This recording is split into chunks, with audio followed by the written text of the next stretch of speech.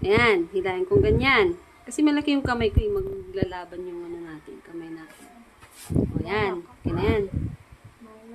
Asan nga yung pangalawa, diba? Oo.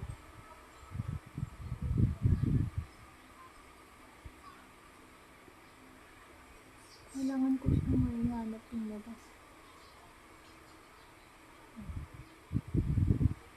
Ayaw magpasok. Butasin mo na lang kayo, diretso. Ayan na nga eh.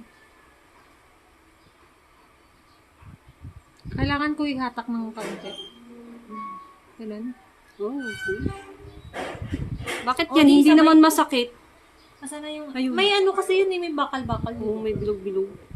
Yan kasi straight, no? Diretso. Di alam ko na. Hmm. Ipasok ko to sabay. Hindi sa... Ayan natin. Para ipasok sa may